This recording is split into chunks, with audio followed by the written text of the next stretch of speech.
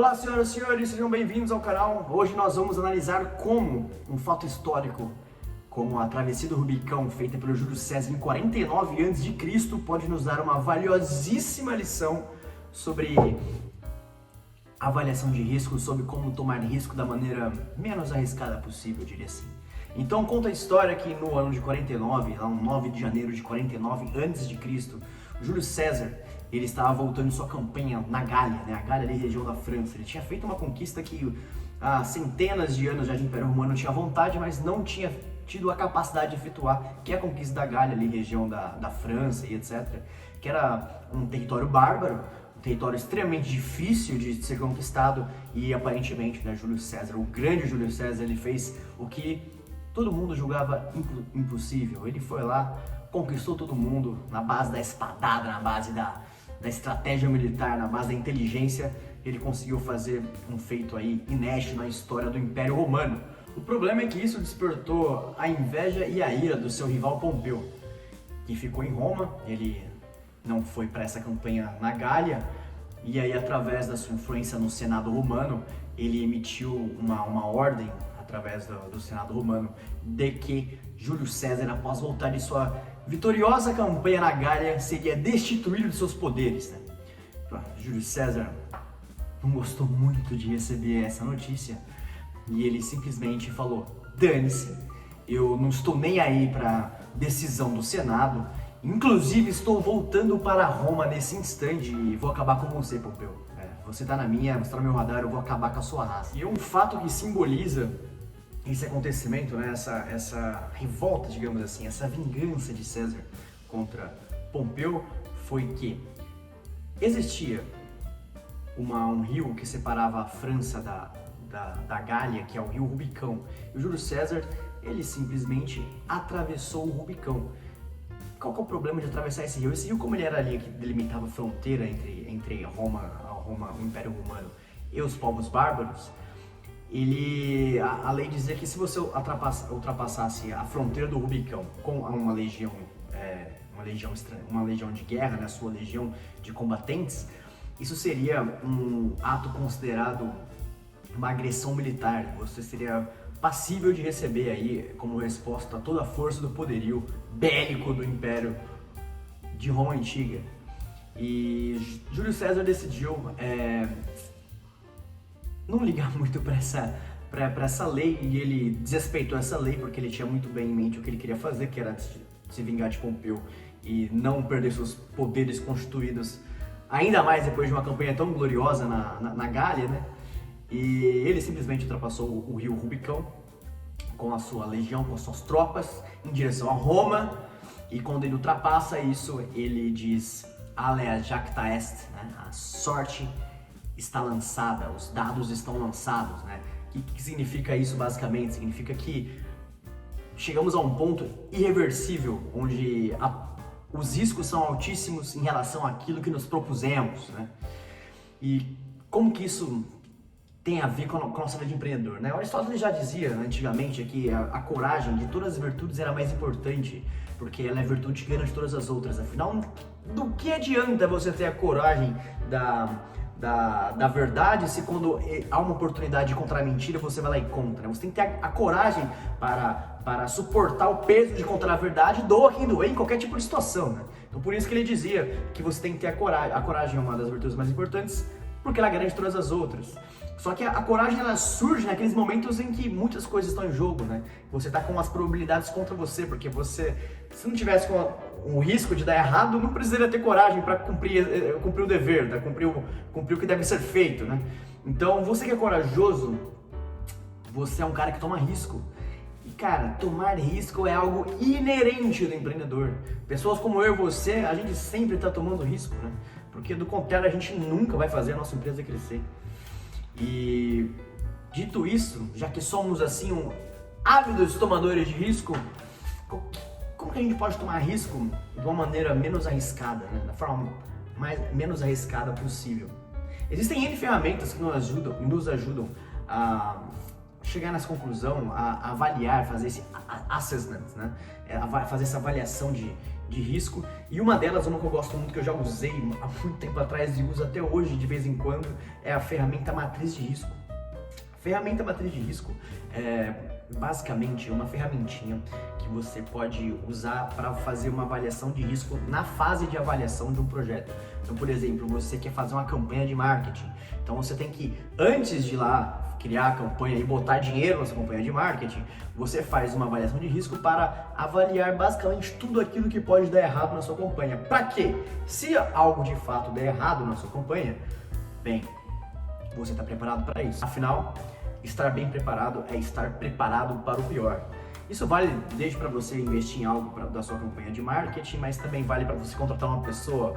Olha quantas coisas não pode dar errado na contratação de uma pessoa, e se a gente estiver já com os dispositivos ali meio que prontos, uma carta na manga, para se preparar quando algo der errado, eu acho que a nossa possibilidade, né, as nossas probabilidades, eu diria, de passar por cima desse resultado ruim, elas se multiplicam do que se a gente fosse pego aí com as calças curtas. Então você está vendo aí na sua tela a matriz de risco, ela é formada aí por dois eixos, né? O eixo da probabilidade e o eixo do impacto, né?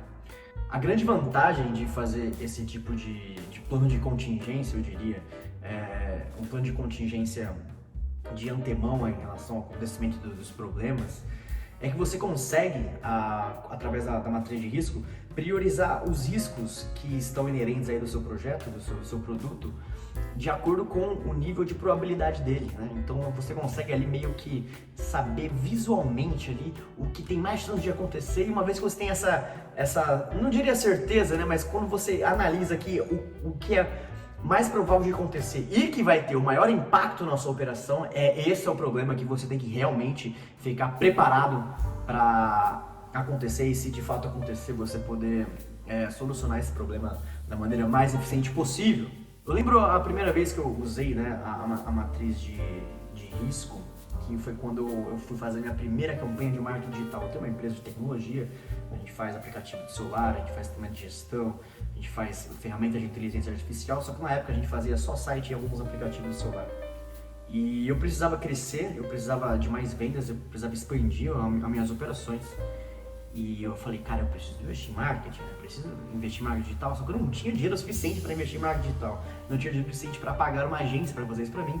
Então eu, como um bom autodidata, fui fazer o que todo mundo faz no começo, né, que é na unha mesmo, foi virar meia dúzia de vídeos no YouTube e fui tentar a sorte através da minha primeira campanha de marketing digital no YouTube. Só que, cara, sabe, tem que ter coragem, né? O Aristóteles já nos dizia que é importante ter a coragem, mas também tem que ter a consciência de saber o que você não sabe, né? Isso é a humildade perante a incerteza que o Taleb tanto fala, né?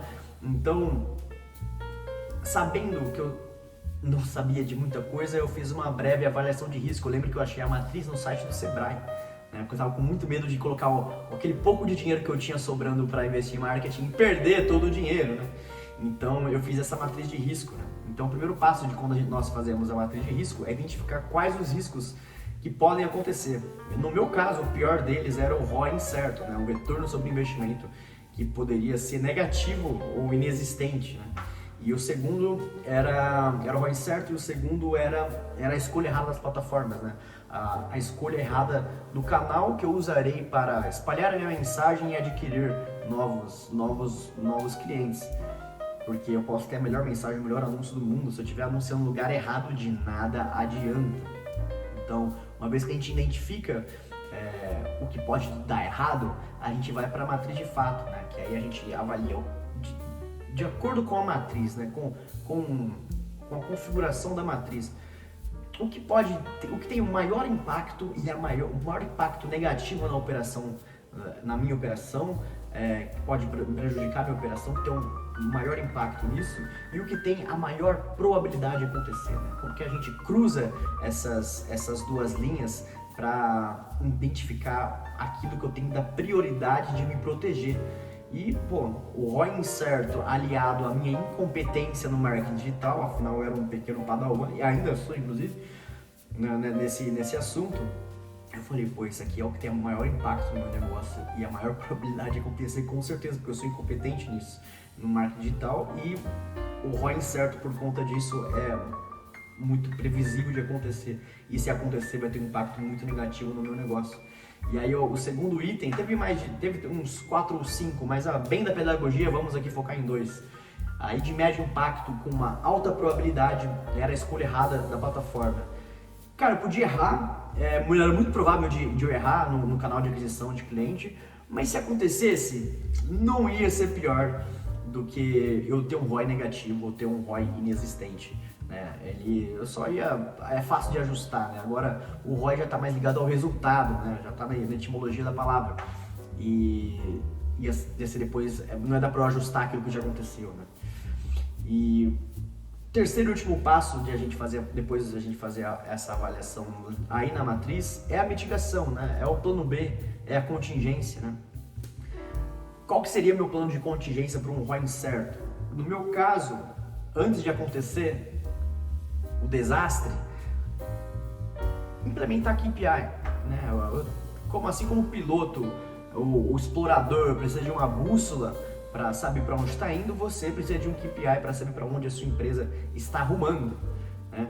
E junto a isso, especificamente no marketing digital, é muito importante, além de ter uns KPIs muito claros, é você ter testes AB para medir aí o desempenho das suas campanhas antes de investir grandes quantias. No caso da escolha errada de plataformas, eu realizei uma pesquisa bem detalhada para saber aonde estava mais ativo o meu público-alvo, porque uma vez que eu sabendo disso antes de iniciar o processo do marketing digital em si, eu teria menos chance de errar, porque, bem, estaria ali no canal onde eles são mais ativos, onde eu posso encontrar eles com mais facilidade.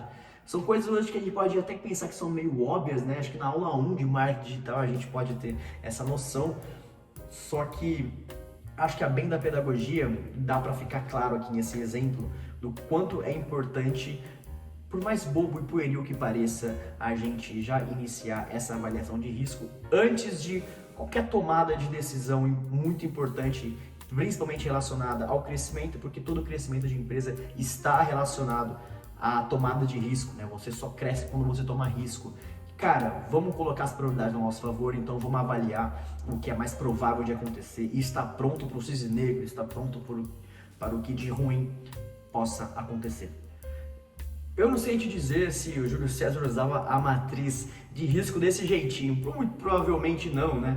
Mas eu tenho certeza que ele tinha assim um algoritmo interno extremamente apurado sobre tomada de risco, sobre ajuste de probabilidade, sobre priorização de tomada de risco dentro aí das suas campanhas e estratégias, tanto políticas quanto militares. Ele com certeza usava isso ao seu favor nas suas ações. Afinal, mais uma vez, estar bem preparado é estar preparado para o pior. É isso, por hoje é só. Nos vemos no próximo vídeo. Até a próxima.